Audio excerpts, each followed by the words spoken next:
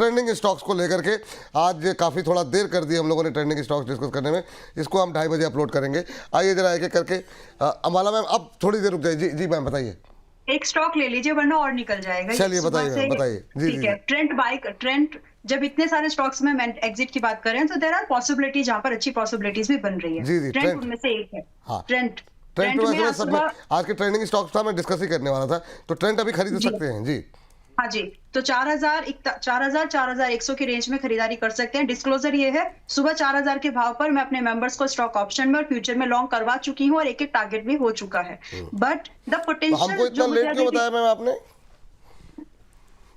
मैं सुबह 9:30 बजे जुड़ी कोई नहीं बात थी। नहीं, कोई जी ठीक है ठीक है। मैम। हाँ अभी खरीदें तो क्या करें? जी अभी जो खरीद रहे हैं उनके लिए 4,300 का एक फर्स्ट टारगेट है और लगभग 4,700 का एक दूसरा टारगेट है जो अभी भी हो सकता है।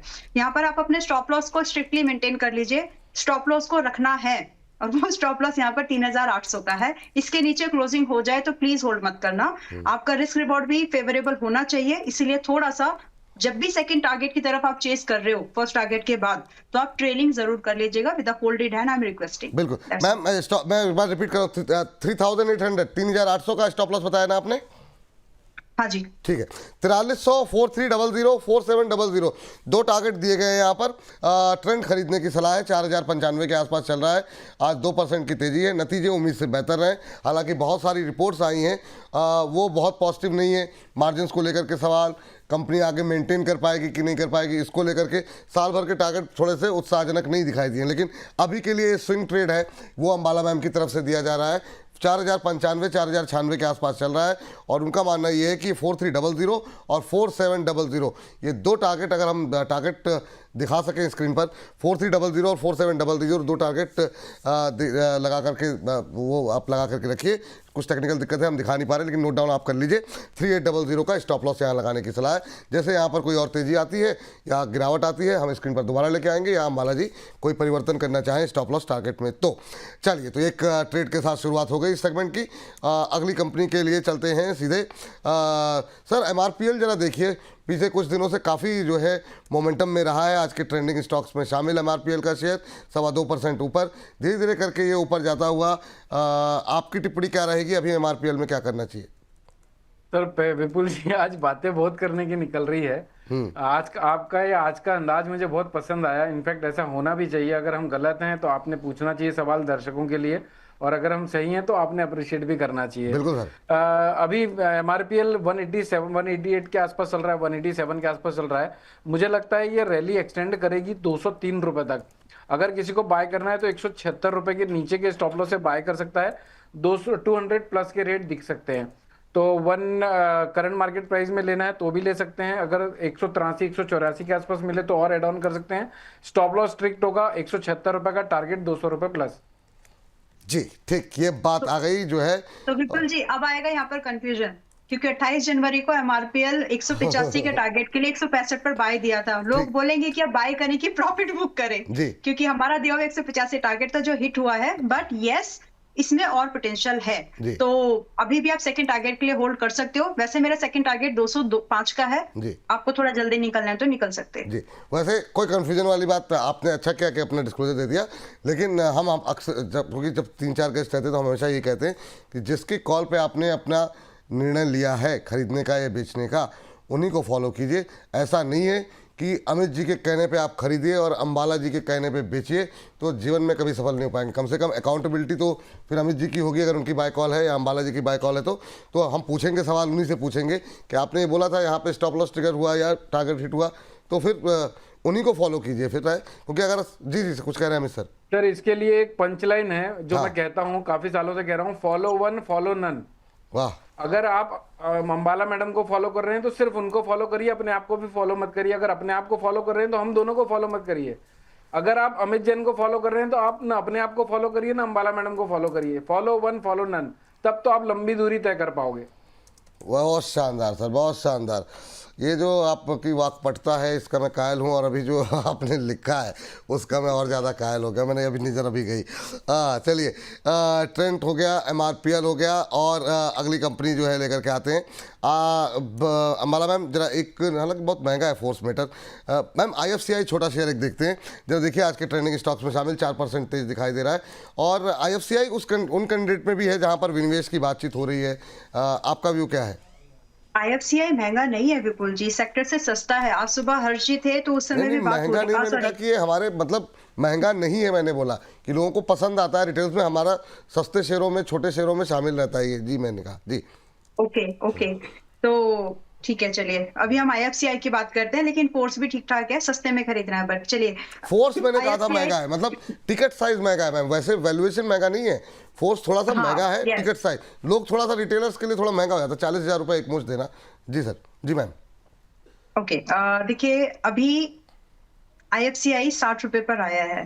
अलाउ मी, 60 रुपए का टारगेट मैंने दिया था। मैंने आपको टारगेट ही तो अपडेट नहीं किया है चैनल आपके पास में, किसका टारगेट हो गया है, लेकिन दिया था। अब कितने लोग आज की डेट में इस कमेंट बॉक्स में 60 रुपए पे बुक करके कुछ बोल रहे हैं? कोई नहीं बोल रहा। 3 मिनट बचे हैं मैम मेरे पास, मुझे कम से कम 10 शेयर करने मैं हैं। आपकी अब बात बिल्कुल समझ जी, रही हूँ, लेकिन जो प्रेशर आपके ऊपर लोग क्रिएट करते हैं ना, मैं उसको थोड़ा सा बता रही हूँ कि अननेसेसरी सामने वाले के ऊपर प्रेशर क्रिएट मत करो। आप सब कुछ ध्यान से देखो, जो भी हो रहा है उसको बोल रहे हो तो सब कुछ बोलो यार, लाइक दैट। चलिए, अभी IFCI is in good pocket. 60 रुपए का पहला टारगेट था। लगभग 53 रुपए और 52 रुपए पर रिकमेंडेशन दी थी विपुल जी। 10-12% का प्रॉफिट, उससे ज्यादा का ही प्रॉफिट है वैसे ये। बट फ्रेश बाइंग अगर करना चाह रहे हो तो आप यहाँ पर 54 रुपए का ट्रेलिंग लगा लो, और अगर आप 52 रुपए से 51 रुपए से पहले से हो तो भी आप 54 रुपीज का ट्रेलिंग लगा ही लीजिए। एंड नाउ आप इसमें दूसरा टारगेट जो है यहाँ पर 64 रुपीज का दिया था, उसका वेट कर सकते हो। तो 64 रुपए का अगला टारगेट, उसके बाद आप इसको ट्रेलिंग करना है तो करो, नहीं तो फुल बुक भी कर सकते हैं। फ्रेश बाइंग के लिए भी 60 रुपए पर ठीक है, लेकिन स्टॉप लॉस 54 का है, 54 का है। ठीक। HFCL देखिए सर जरा। HFCL में भी आज तेजी देखने को मिल रही है, एक और छोटा शेयर। मैं एक बात बोल सकती हूँ प्लीज? आज मेरा बर्थडे है। अरे! उतनी शिद्दत से हम आज भी काम कर रहे हैं और लोग अरे बोल रहे रे, हैं कि पहले तो भाई आपको जन्म दिवस की ढेर सारी शुभकामनाएं। ये बात आपको कार्यक्रम के शुरू में बोलनी चाहिए थी मैम। हम लोगों ने मतलब I was not like to मतलब मुझे नहीं बताना था ये, अरे लेकिन तो लोगों ने मैम इमोशन हिट कर अब दिए। थोड़ा सा मतलब आपको हिंट तो देना चाहिए था कि मतलब हम लोग आपको विश कर सके। अब बताइए, मतलब तमाम सारे दर्शक जो है आपको विश करते, बहुत सारे दर्शक अब थोड़ी देर में आने लगेंगे आपको। जी जी, तो पहले तो आपको मुझे मैम आज के जन्म दिन दिवस की बहुत production बहुत नहीं ढेर सारी शुभकामनाएं। Thank ये you so साल much. आपके लिए बड़ा मंगलकारी हो। इस साल आप बोनस के साथ जुड़ी हैं, उम्मीद करते हैं एक साल में आपकी भी बहुत ज़्यादा उन्नति हो, हमारी भी उन्नति हो, हम सबकी उन्नति हो, और हमारे दर्शकों की बहुत ज़्यादा उन्नति हो। आ गए हैं हमारे DKP जी, कह रहे हैं हैप्पी बर्थडे मैम। ओंकार स्टूडियो कह रहे हैं हैप्पी बर्थडे। मेहरून सफर से कह रहे हैं happy birthday ma'am. Shivaji Shinde कह रहे हैं हैप्पी बर्थडे मैम। बहुत नीलकमल जी हैं हैप्पी बर्थडे। तो हैप्पी बर्थडे की बाड़ें लगी हुई हैं। आप खुद चैट बॉक्स में देख सकती हैं इस समय।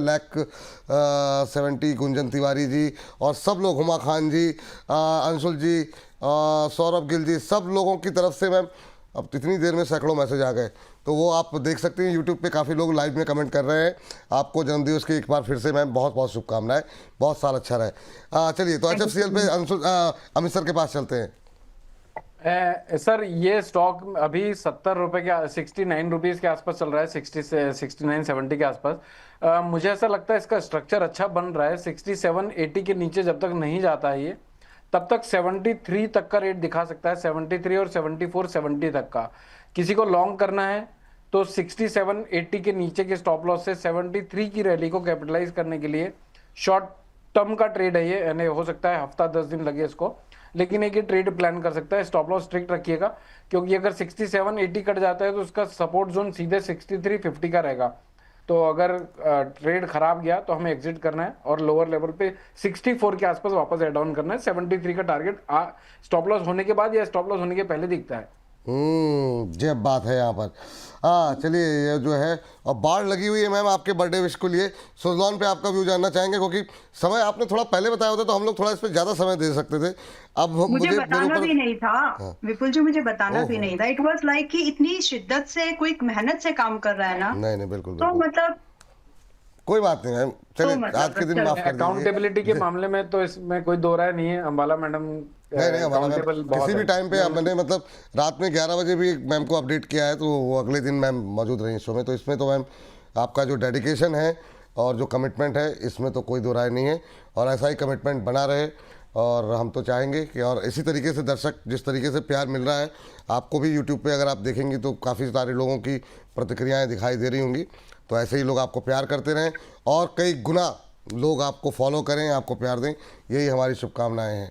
मुझे लग रहा है थैंक यू आप सो मच। भावुक हो रही हैं, थोड़ा सा आंखों में आंसू नहीं, जैसा मैंने लग आज रहा है डांट हमको। दिया, मैं मतलब मैं डांटने के मूड पे नहीं थी, लेकिन कोई नहीं कोई नहीं कोई नहीं, अब छोड़ उल्टा हो गया। दीजिए। चलो सुजलॉन, ठीक है, अब इस सुजलॉन पर वापस आते हैं। हाँ तो सर, वो एनर्जी एक- आज साइड से रिजल्ट भी है देखें। जी, आज हाँ जी सर। सर वो एक गाना है ना, नारी बने जब चंडिका प्रतिशोध जब लेने चले। अब कोई ये- तो ऐसा ये क्षेत्र हो उसका- जो छोड़ दीजिए ये- सर, हर तरफ आपका जलवा कायम है, बहुत शानदार।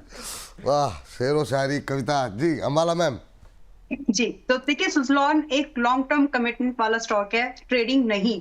वही स्टेटमेंट मैं हर बार जब भी सुजलॉन का नाम आता है ये बोल रही हूँ, सुजलॉन ट्रेड नहीं करो, ट्रेड के लायक नहीं है, फंस जाओगे। तो आगे का स्टेटमेंट यही लगता है। बट फिलहाल सुजलॉन 47 पर बाय करने वाले होल्ड कर सकते हैं, और जो लोग एक सिस्टमेटिक इन्वेस्टमेंट लिटरली प्लान कर रहे हैं, आप लोग तैयार रहो कि अगर आपको ये वापस आज भी खरीद सकते हो, मैं ये मना नहीं कर रही हूँ आपको खरीदने के लिए, आप आज भी खरीद सकते हो। और अगर आपको ये 45-46 पर मिले ना, तो थोड़ा सा बाय करने की हिम्मत कोशिश करिए, क्योंकि जो आपका लॉस है, जो रिस्क है, वो बहुत ही लिमिटेड बनेगा वहां पर। Just maintain a stop loss at 42। Result की वॉलेटिलिटी की वजह से बाय चांस अगर आपको 45-46 दिख जाए तो खरीदने की कोशिश करो। स्टॉप लॉस कंबाइंडेड फ्रेश बाय कर रहे हो, एवरेज कर रहे हो, जो भी है, stop loss shouldn't be below 42 के नीचे नहीं जाना चाहिए। और यहां से जो टारगेट आपके रहेंगे, कम से कम 52 रुपए का पहला टारगेट अभी भी इंटैक्टेड है, हिट नहीं हुआ, जो पहले भी दिया था अभी बचा हुआ टारगेट हिट नहीं हुआ रिसेंट रिकमेंडेशन पर। तो अभी 52 रुपए का पहला टारगेट है, और दूसरा टारगेट आप यहाँ पर 60 रुपए का एक्सपेक्ट करिए। दूसरे टारगेट की जब बात कर रही हूँ तो आपको 4-5 महीने का समय लग सकता है, but first target is likely कि आपको मार्च आने से पहले आपका 52 रुपए का टारगेट हिट हो जाए। These are the probability. ठीक, 166 पे आ गया है ग्रो। अमित सर क्या करें अभी? क्या जिन लोगों की पोजीशन थोड़ा 180-80 वाली है, क्या लॉस बुक कर लें क्या?